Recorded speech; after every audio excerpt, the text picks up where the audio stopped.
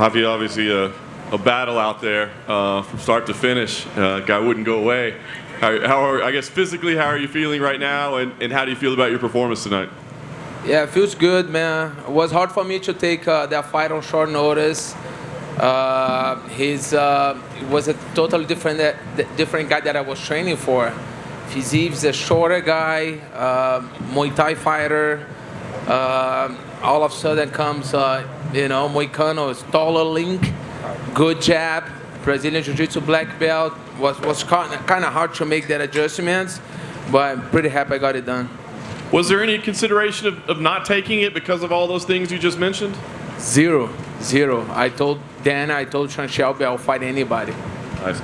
The insistence on keeping it 5 rounds, we were a little bit surprised, obviously. Was that something that you wanted, or was that something the UFC said? Like, why keep it at 5 rounds? I was training for 5 rounds. So I was training for a main event. Everybody knows that when you do a fight camp for 5 rounds, it's pretty hard. So I don't want to take that away. I know I fight well when it goes distance. I feel good.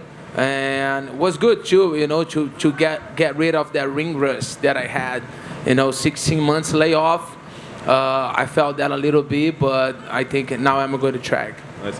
Obviously, you damaged him quite a bit in there. That eye was pretty nasty. I guess what's going through your head as you're seeing how much damage he's taking is not going away, and arguably had his best round in the 5th round. Yeah, I think when you take fights on short notice, you don't have much to prove, right? Like he said, I was it's time to make money. I was at the pool sitting with my family. I got a call, so he jumped on the airplane, and okay, whatever happens, right? And I was training. I was on a fight camp for 8 weeks. Fight got postponed. Brought new coaches from Brazil, new sparring partners. What's crazy for me? The last 2 weeks, a lot of stress, a lot of things going on. Sold my place in California, moving back to Brazil. A lot of pressure, but thank you God, everything went well.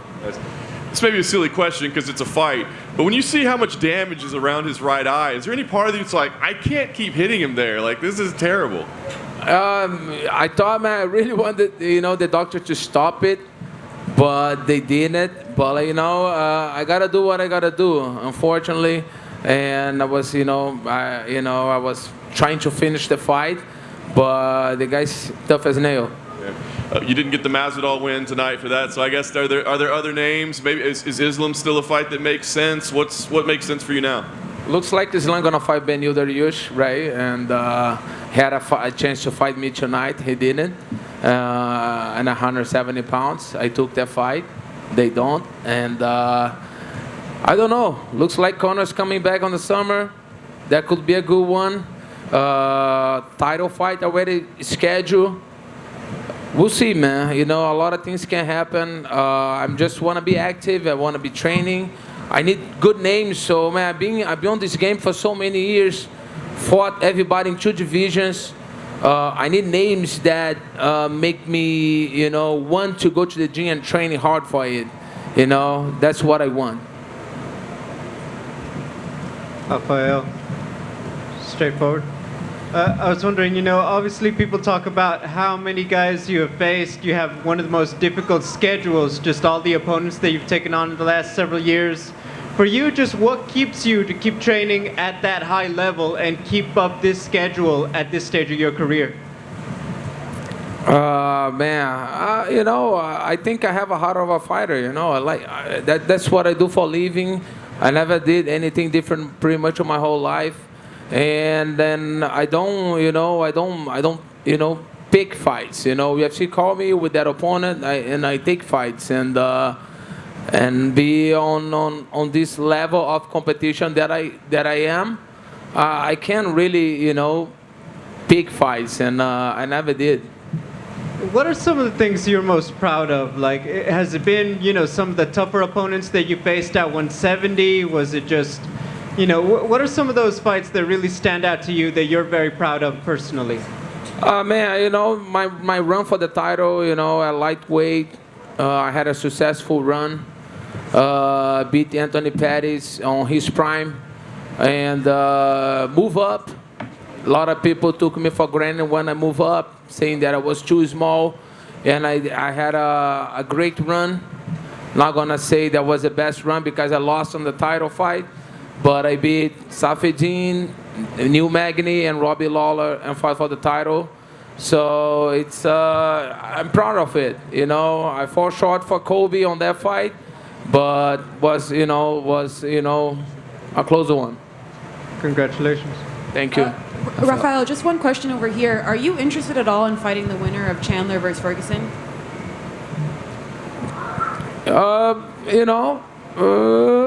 It's too soon to think about it. It's too soon. I didn't even know that they were scheduled to fight. But yeah, it's too soon to think about it. I think I got a 60-day suspension. I think the Conor fight would make more sense to me right now.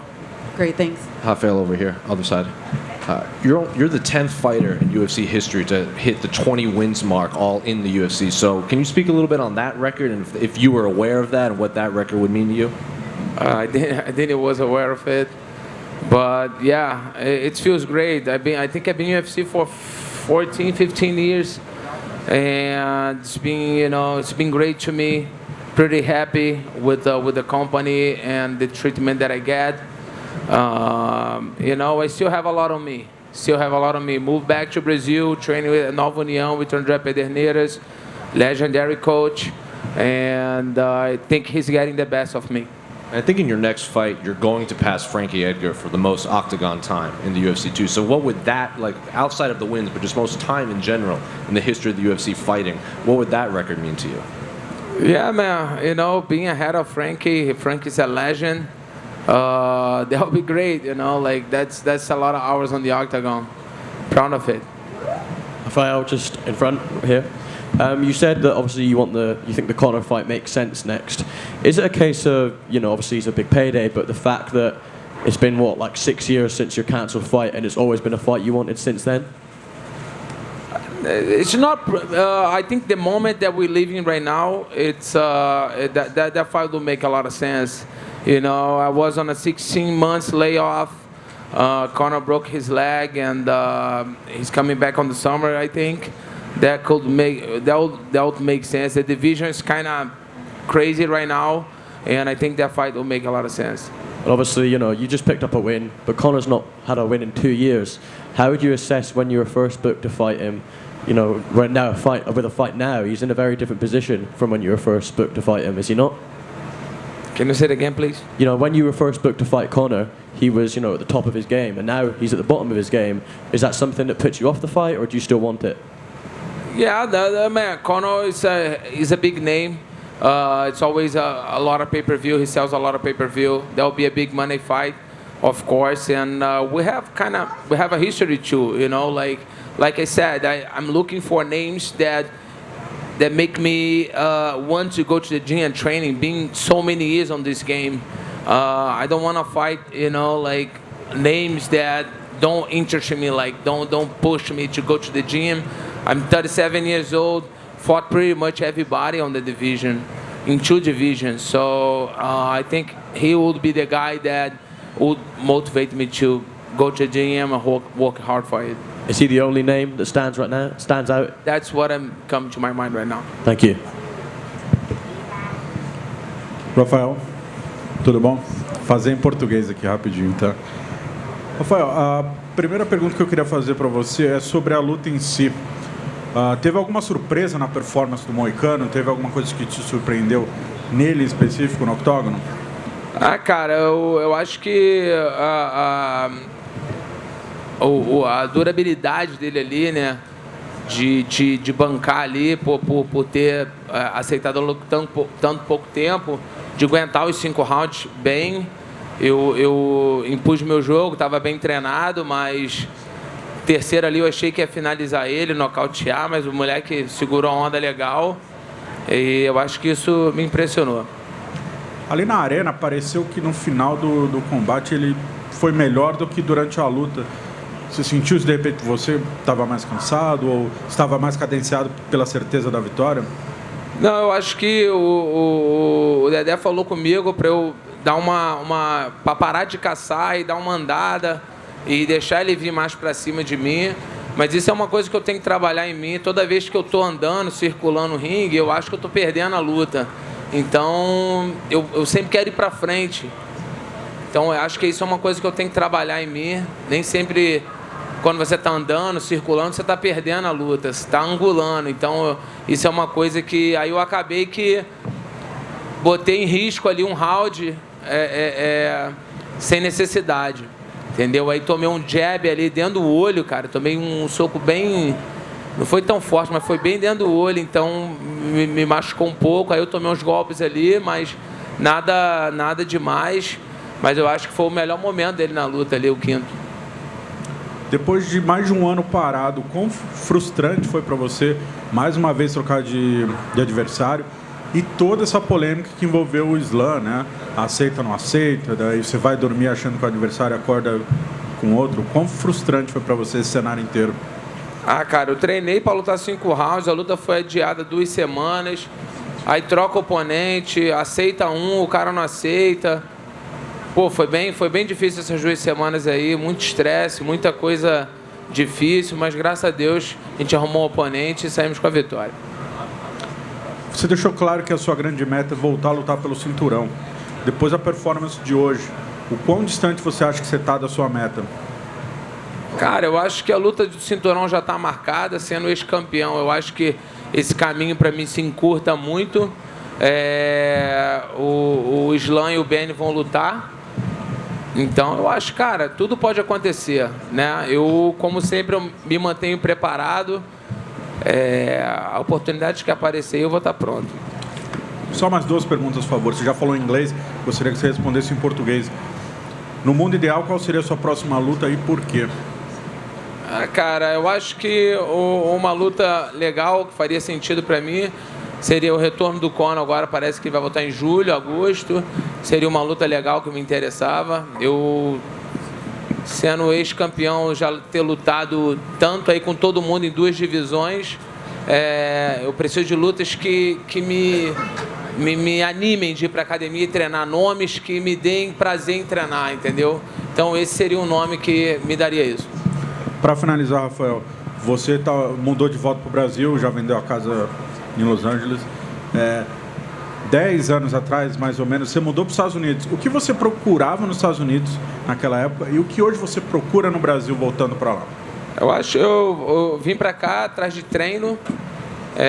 Eu estava sem treino de wrestling, sem treino de geral, assim, de sparring, de tudo. Eu acho que eu consegui isso aqui. Tive uma boa temporada. Agora a gente resolveu vender e ir para o Brasil. Eu acho que a minha família está feliz, eu estou feliz, e minha esposa está feliz.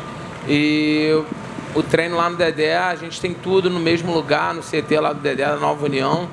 Tem jiu-jitsu, wrestling, tudo eu faço lá. Tem meu treinador físico, Paulo Caruso, também. E médicos no Brasil, eu acho muito melhor. E tudo, o momento me levou para o Brasil agora. Hey Rafael, how you doing, mate? If you were to get the Conor fight, what areas would you be looking to test yourself in? Like, I know obviously you mix it up well, but would you be willing to stand and bang, for example, or would it be a more grappling heavy approach? I have no problem to trade the punch with Conor. No, I think I have everything it takes. I'm pretty comfortable on stand up. I know he got a dangerous game. But I'll do my game, just mix it up, but I have no problem to trade at all.